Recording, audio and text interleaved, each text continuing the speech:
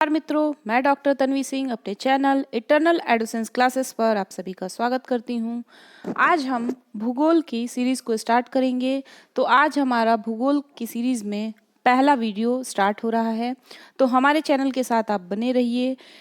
हमारा main focus है junior added भर्ती परीक्षा जो है यूपीपीसीएस, आरओएआरओ या जितने भी आगामी परीक्षा है जिसमें सिलेबस में भूगोल है, और भूगोल के कुछ कुछ टॉपिक जो बहुत इंपॉर्टेंट है, जो एग्ज़ाम के लिए महत्वपूर्ण है, मैं सबसे पहले उनको लेकर आऊँगी।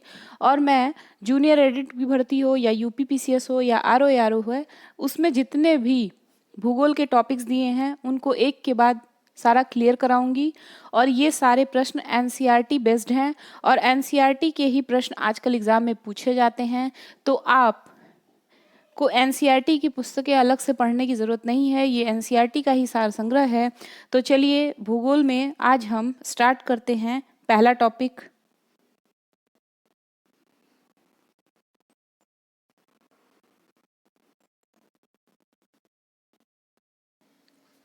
तो आज हम भारत का भूगोल का सामान्य परिचय देखेंगे, ठीक है। तो देखिए सबसे पहला प्रश्न क्या बनता है, भारत किस गोलार्ध में अवस्थित है। तो भारत जो है उत्तर पूर्वी गोलार्ध में अवस्थित है। कहाँ पर अवस्थित है? उत्तर पूर्वी गोलार्ध में, ठीक है।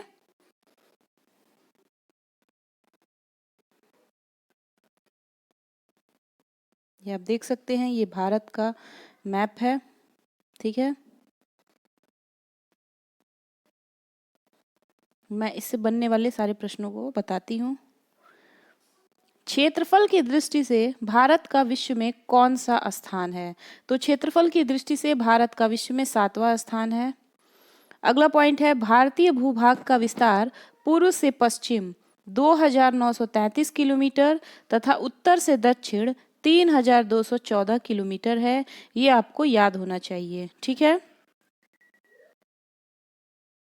देख लीजिए, इसका पूर्व से पश्चिम हो गया, इसको आप देख सकते हैं मैप में, पूर्व से पश्चिम हो गया 2933, ठीक है। और उत्तर से दक्षिण हो गया, एक मिनट, उत्तर से दक्षिण हो गया आपका 3214 किलोमीटर, इसको आप देख सकते हैं, ठीक है। अब चलिए हम देखते हैं भारत का क्षेत्रफल विश्व के कुल क्षेत्रफल का कितना भाग है? 2.4%। अगला पॉइंट है, भारत का अक्षांशीय विस्तार क्या है? तो भारत का अक्षांशीय विस्तार, ये लाइन आपको याद होनी चाहिए, 8 डिग्री 4 मिनट उत्तरी अक्षांश से 37 डिग्री 6 मिनट उत्तरी अक्षांश के मध्य। फिर देशांतर रेखाएं क्या निर्धारित करती हैं? तो जो देशांतर रेखाएं हैं वो समय एवं अवस्थिति को निर्धारित करती हैं। देशांतर रेखाएं क्या निर्धारित करती हैं? देशांतर रेखाएं समय और अवस्थिति को निर्धारित करती हैं। अब यहाँ पे अगला प्रश्न बनता है, कर्क रेखा भारत के कितने राज्यों से होकर गुजरती है? तो कर्क रेखा भारत के 8 राज्यों से होकर गुजरती है। वो 8 राज्य कौन कौन से हैं उसको आप देख लीजिए, गुजरात, राजस्थान, मध्य प्रदेश, छत्तीसगढ़, झारखंड, पश्चिम बंगाल, त्रिपुरा, मिजोरम, ठीक है। इसका कोड है, गरम है 36 जार, पश्चिम में तापो मजे से। तो आप मेरी ट्रिकी क्लास में जाकर ये सब ट्रिक लेकर इसको याद कर सकते हैं। गरम, ग से हो गया गुजरात, र से हो गया राजस्थान, म से हो गया मध्य प्रदेश। गरम है, साइलेंट है, 36 जार, तो 36 से हो गया छत्तीसगढ़, जार से हो गया झारखंड, पश्चिम में से हो गया पश्चिम बंगाल, तापो से हो गया त्रिपुरा, मजे से हो गया मिजोरम। तो गरम है 36 जार, पश्चिम में तापो मजे से। ये है ट्रिक, इसको आप याद कर सकते हैं। मैं ट्रिक की क्लास में इन सारी ट्रिक्स को डाल दूंगी, आप वहाँ पे जाकर देख लीजिएगा। फिर है, भारत को लगभग 2 बराबर भागों में कौन सा अक्षांश विभाजित करता है? तो 23.5 डिग्री उत्तरी अक्षांश कर्क रेखा भारत को लगभग 2 बराबर भागों में ये अक्षांश विभाजित करती है, ठीक है। चलिए आगे देखते हैं, भारत के सबसे पश्चिमी बिंदु गौरमाता भारत के सबसे पश्चिमी बिंदु गौरमोता गुजरात तथा पूर्वी बिंदु कीबिथु अरुणाचल प्रदेश के मध्य सूर्योदय एवं सूर्यास्त में लगभग कितने घंटे का अंतर है? तो 2 घंटे का। तो आप ये भी यहाँ से भी आपको प्रश्न मिल जाएगा कि भारत का सबसे पश्चिमी बिंदु क्या है? गौरमोता गुजरात में, और सबसे पूर्वी बिंदु है कीबिथु अरुणाचल प्रदेश में। फिर है भारतीय मानक समय रेखा 82.5 डिग्री किस शहर से होकर गुजरती है? तो ये प्रयागराज के निकट मिर्जापुर से होकर गुजरती है। अगला प्रश्न है भारतीय मानक समय IST एवं ग्रीनविच माध्य समय GMT में कितने घंटे का अंतर होता है? 5.5 घंटे का। अगला पॉइंट है, बहुत इंपॉर्टेंट है, यदि भारतीय मानक यामोत्तर पर मध्याह्न है तो 120 डिग्री पूर्वी देशांतर पर स्थानीय समय 2:30 अपराह्न होगा, मतलब 2:30 होगा। ठीक है। भारत का सुदूरस्थ दक्षिणतम बिंदु कौन सा है? तो भारत का सुदूरस्थ दक्षिणतम बिंदु है इंदिरा पॉइंट। ठीक है, ये इंपॉर्टेंट है। इंदिरा पॉइंट ग्रेट निकोबार द्वीप पर स्थित है।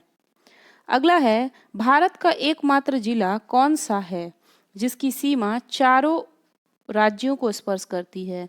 जो सोनभद्र है, ये यूपी में पड़ता है।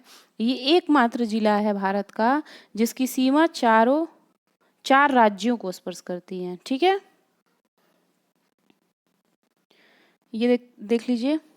भारतीय मानक समय रेखा 82.5 डिग्री 5 राज्यों उत्तर प्रदेश, मध्य प्रदेश, छत्तीसगढ़, उड़ीसा एवं आंध्र प्रदेश से होकर गुजरती है। ठीक है,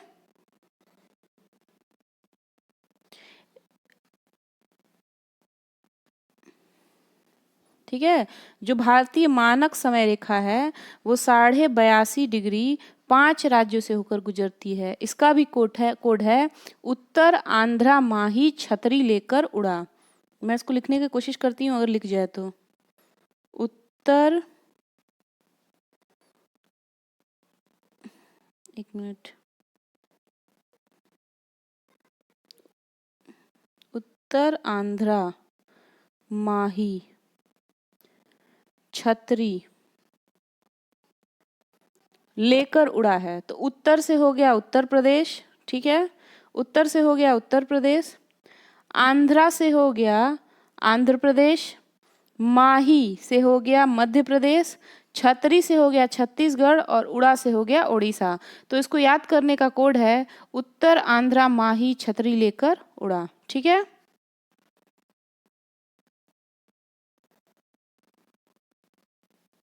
उत्तर आंध्रा माही छतरी लेकर उड़ा, ये इसका कोड है जो भारतीय मानक समय रेखा 5 राज्यों से होकर गुजरती है। अब हम देखेंगे, ये है भारत का राजनीतिक मानचित्र, इसको आप देख सकते हैं।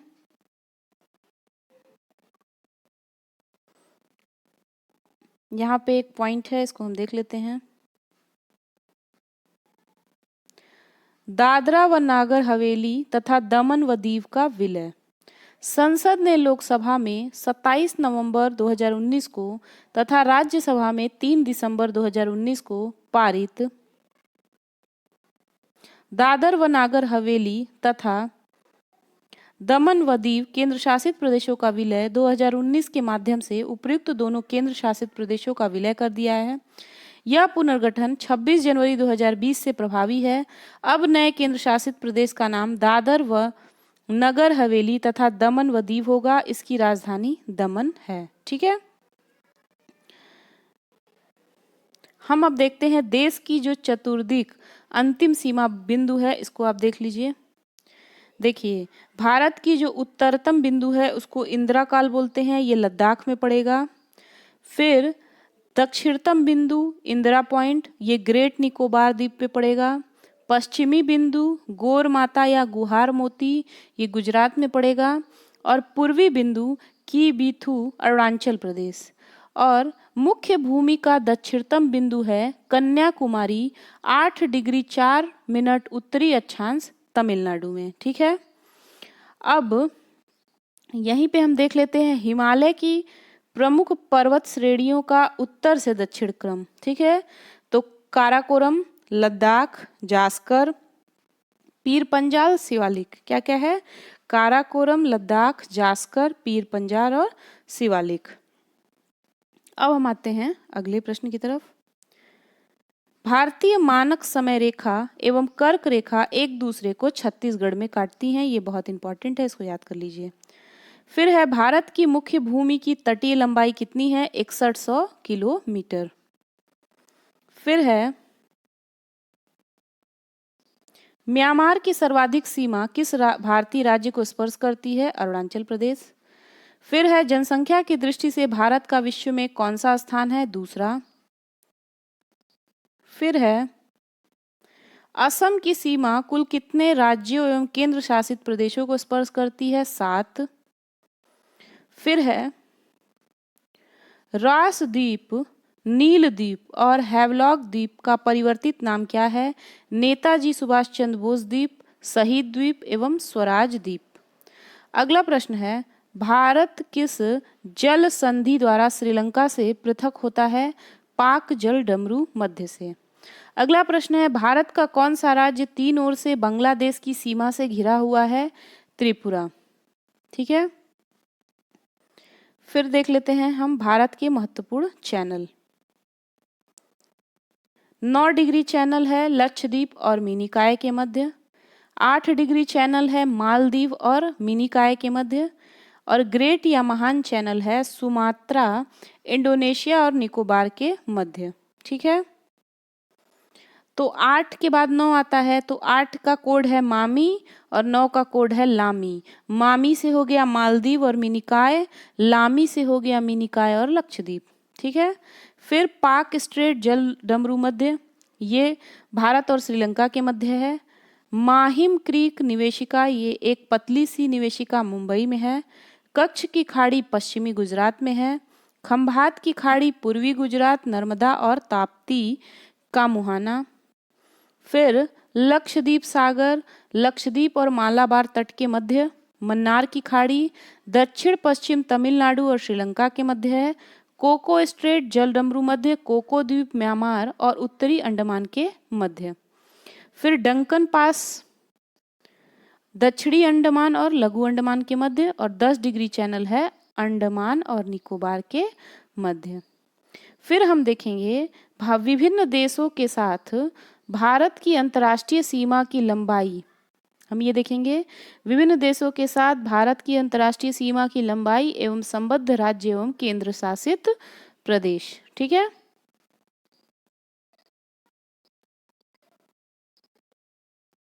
ठीक है, तो चलिए देखते हैं।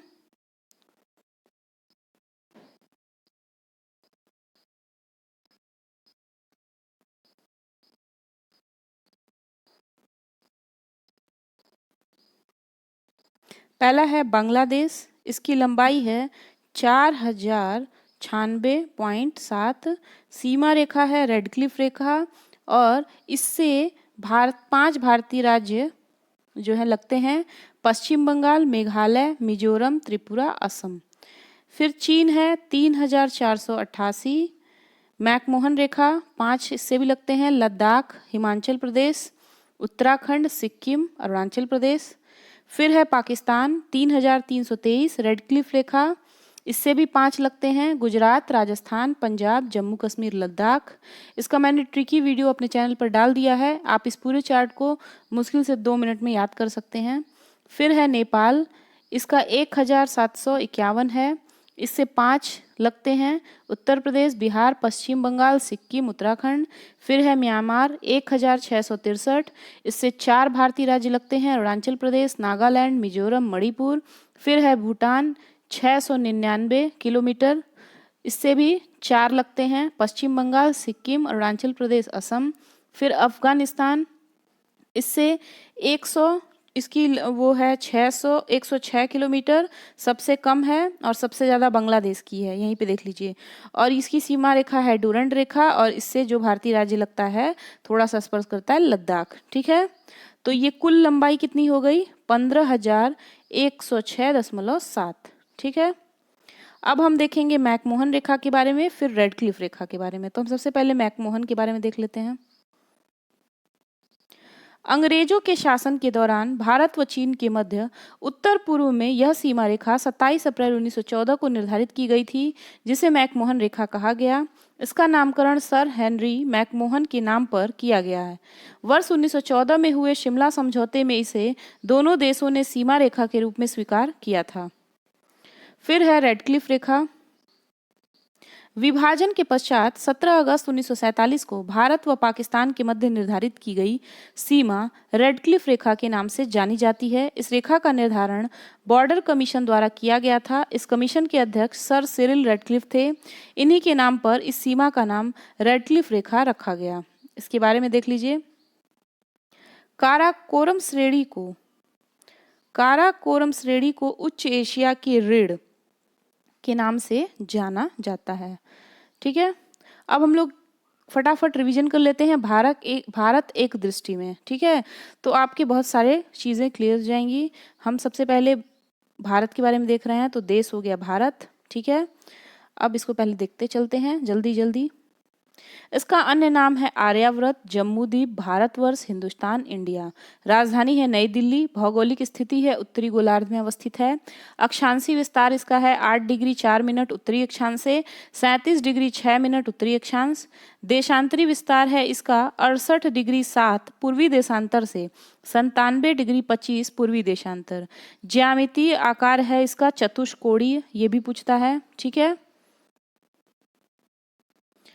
उसके बाद देखते हैं मानक समय 82.5 डिग्री पूर्वी देशांतर इलाहाबाद के समीप मिर्जापुर का समय ग्रीनविच माध्य समय से 5.5 घंटा आगे 82.5 डिग्री पूर्वी देशांतर भारत के 5 राज्यों उत्तर प्रदेश, मध्य प्रदेश, छत्तीसगढ़, उड़ीसा एवं आंध्र प्रदेश से होकर गुजरती है। फिर हम देखेंगे भौगोलिक विस्तार लंबाई। ठीक है, तो उत्तर से दक्षिण है 3214 किलोमीटर लंबाई है और चौड़ाई है पूर्व से पश्चिम 2933 किलोमीटर।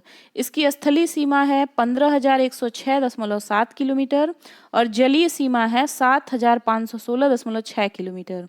प्रादेशिक जल सीमा समुद्र तट से 12 समुद्री मील तक है। ठीक है, संलग्न क्षेत्र प्रादेशिक जल सीमा से आगे 24 समुद्री मील तक है।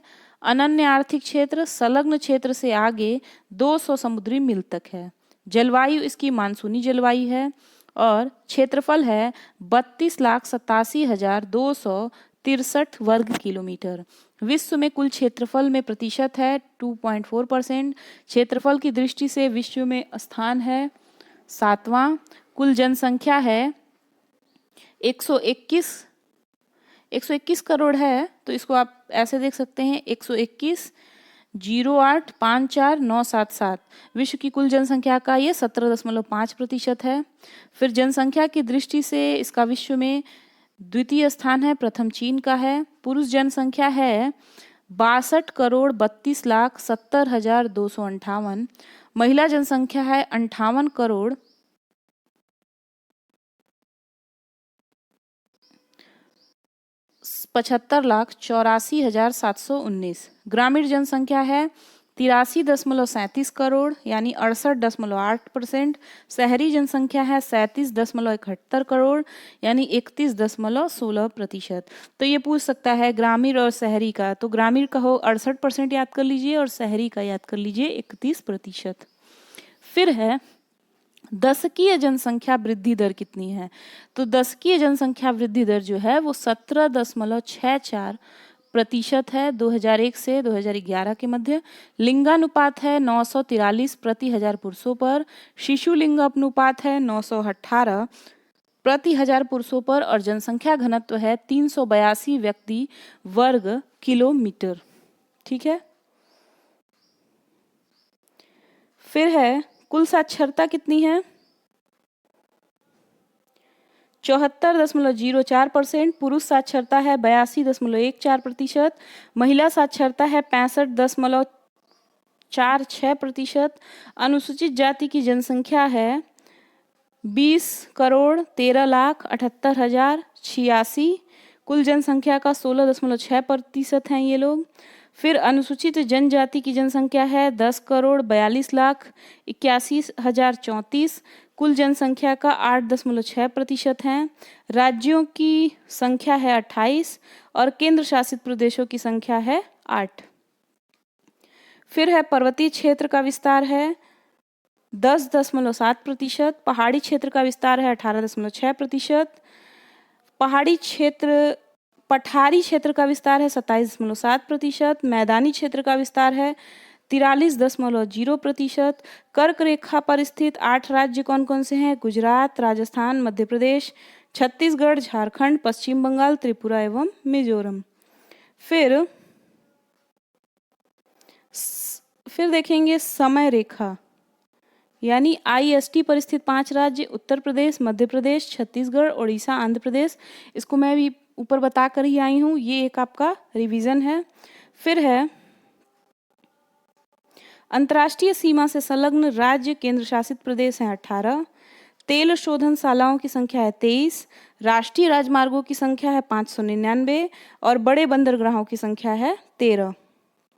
फिर राष्ट्रीय पशु है बाघ, इसका वैज्ञानिक नाम है पैंथेरा टाइग्रिस।